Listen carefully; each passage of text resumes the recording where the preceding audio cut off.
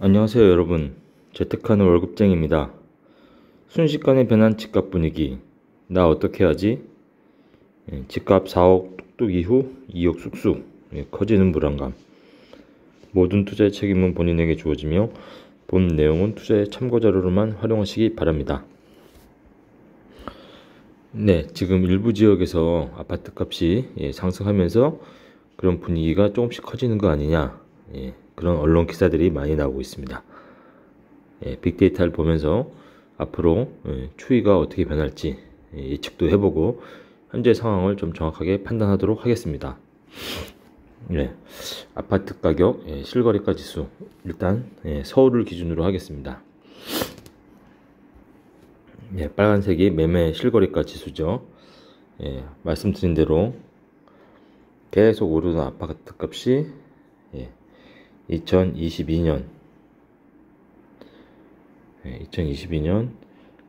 후반기 때부터 급격하게 하락했는데 최근에 1, 2, 3, 4 1월달은 좀 많이 빠졌고 2, 3, 4, 5, 6 해서 이렇게 소폭 상승을 했습니다. 그래서 아파트 값이 최근에 이렇게 오른 것은 각종 대출 완화 정책이 풀리면서 M1 나누기 M2, 즉 바로 투자할 수 있는 협의의 통화량이 늘어나면서 아파트 가격이 상승했는데 최근에 다시 끝을 보면 좀 꺾이고 있죠.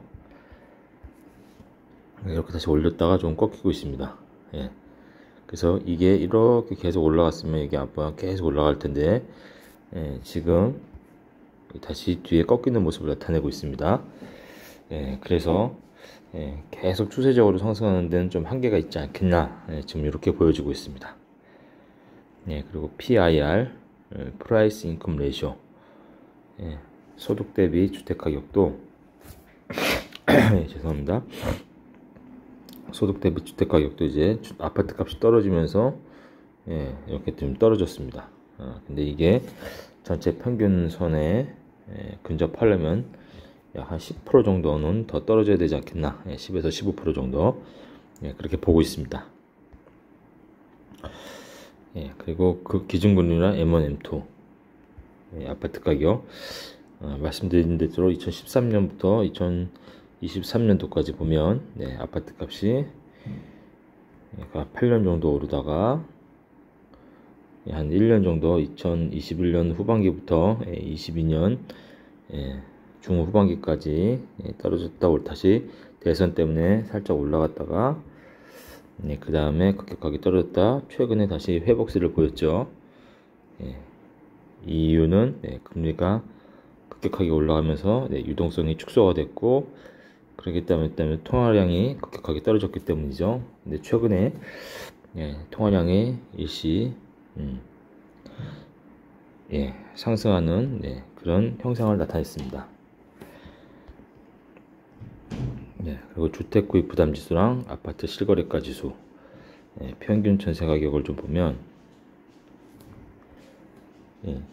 주택 구입 부담 지수가 빨간색인데 주택 구입 부담 지수가 많이 떨어진 것은 아파트 가격이 파란색 많이 떨어졌는데 최근에 다시 살짝 올랐죠. 그런데 전세 가격, 초록색으로 보면 전세 가격은 계속 떨어지고 있습니다. 그래서 아파트 값이 상승으로 돌아서려면 이 전세 가격도 플러스로 돌아서야 되겠죠. 이런 현상을 나타내고 있습니다. 죄송합니다. 근데 최근 이제 언론에서 좀 나타나고 있는 것이 거래량이 좀 회복이 됐다. 서울 아파트값 거래량, 그리고 거래 심리까지 상승세를 탔다. 이런 언론 기사가 나오죠. 실제 데이터를 보면 저희가 서울이 보통 거래 평균이 6천에서 7천 건인데 지금 작년에 보면 작년에는 월 평균으로 600건, 700건, 500건 막 이랬어요. 최근에 보면 1월 달부터 이제 거래량이 좀 회복되면서 1,400건, 2,400건, 2,900건, 3,100건, 3,400건, 3,400건. 네, 그렇죠. 거래량이 지금 좀 회복이 됐습니다. 3,400건이지만 아직 6,700건까지, 7,000건까지는 아직 좀 한참 남았죠. 한 6월달은 대략 한 4,000건이 좀 안 되게, 그러면은 이제 거래량이 이렇게 바닥에 있다가 이렇게 지금 회복되는 이런 그래프겠죠. 이것이 정말 이렇게 뚫고 갈 거냐? 그러려면은 사람들의 소득과 돈 주머니 사정이 좋아야 되는데 지금 상황은 그게 여의치는 않습니다. 그래서 거래량이 이렇게 갔다가 어느 정도 좀 세츄레이션 되다가 또 후반기 때 지금 대출을 막 풀어주고 있기 때문에 일시적으로 좀 이렇게 버티지 않을까, 그렇게 좀 생각이 됩니다. 그래서 전국적으로 아파트 값을 보면 강남구, 광동구, 송파구 정도가 약간 주간으로 플러스 정도, 그리고 화성도, 그리고 과천, 과천 정도가 플러스 정도가 됩니다. 나머지는 전국적으로 다 마이너스죠. 전세 가격도 비슷합니다. 전세 가격도 강남, 강동, 그렇죠. 그리고 화성, 과천 정도, 그렇죠. 과천 정도가 좀 플러스고 나머지는 다 마이너스죠. 그래서 요약하면은 주간으로 상승 지역 보면 세종, 과천, 대전, 울산, 성남, 강동, 송파, 마포, 금주 허락한 데는 울산, 도봉구, 광양, 인천, 계양, 이런 지역들이죠. 전세도 비슷한 형국입니다. 전세도 화성, 과천, 하남, 강동, 신일, 송파, 세종, 마포. 하락은 울산, 도봉구, 울산, 남구, 북구, 광양, 중랑구, 인천, 계양, 이런 지역들이 전세 마이너스입니다. 거의 매매랑 비슷한 형국이죠. 그래서 지금은 정부에서 각종 대출 완화 정책을 좀 펼치고 있고, 그러면서 인위적으로 지금 시장을 떠받치고 있습니다. 그렇지 않았으면 아마 지금쯤 폭락했을 겁니다. 그래서 이렇게 정부가 떠받치고 있으면서 지금 금리가 연말이나 내년 초부터 좀 하락을 하게 된다. 그렇게 된다면 좀 서서히 상승하는 국면으로 돌아설 수도 있기 때문에 잘 지켜봐야 됩니다. 지금 일부 빅데이터 전문가들이 무조건 지금 역전세랑 깡통전세 때문에 그리고 매물이 쌓이고 있기 때문에 급락할 거다 하는데, 시장이 정부가 개입하지 않았으면 그랬을 겁니다. 제 생각도. 하지만 그 시간적으로 버틸 수 있도록 정부가 전세금 대출, 반환대출 할 수 있게 좀 대출도 좀 풀어주고 있고, 여러가지 대출 측면에서 지금 시장에 돈이 풀릴 수 있는 여건을 마련해 줬기 때문에 버틸 수 있는 여력이 좀 있습니다. 그래서 아파트 값이 이렇게 폭락했다가 서서히 지금 올라왔죠. 이게 다시 이렇게 가는 것보다는, 완전히 이렇게 떨어지는 것보다는 제 생각은 이렇게 됐다가 이런 보합 추세를 하다가 다시 이렇게 가든지, 일부 떨어졌다 다시 올라가든지. 그래서 이 구간이 크게 리스크가 완전히 폭락할 그런 리스크가 크다고는 보지 않습니다. 그래서 대출이 많이 발생하지 않는 이상 올 후반기나 내년 상반기쯤 매수 포인트를 잡는 것도 좋습니다.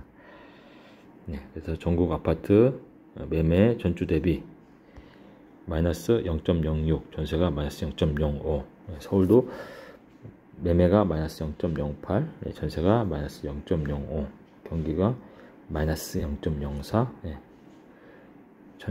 전세는 마이너스 0.00, 0.00이죠. 그래서 전국적으로 보면 비슷한 현상입니다. 매매 가격 추세가 이렇게 줄어들다가 끝에서 지금 이 0%를 뚫지는 못하고 여기서 지금 걸려있는 형국이죠. 전국적으로 가장 하락폭이 큰 지역은 울산이죠. 네, 그리고 서울 전주 대비 마이너스 0.08로 소폭 하락인데 도봉, 노원, 성북이 많이 하락했고 상승한 지역은 강동, 송파가 0.12. 매매 경기 인천은 네, 많이 하락한 지역이 의왕, 고양, 일산, 동구, 광주, 그리고 상승한 지역이 과천이랑 성남 중앙구 정도가 되겠습니다. 전세도 비슷한 형국이죠. 전세가 주간 마이너스 1.5%까지 있다가 많이 하락폭을 줄였어요. 그래서 수도권이 마이너스 0.03, 전국 마이너스 0.05. 그래서 전세도 이제 거의 안정돼 있다. 하지만 미세하게 지금 마이너스다. 하락폭이 큰 지역은 울산, 대구 전세 하락폭이 큽니다. 서울 전세 가격이 마이너스 0.05로 하락인데 도봉, 중랑, 성북이 하락폭이 크고 마이너스 0.69에서 마이너스 0.2, 강동, 송파가 플러스죠.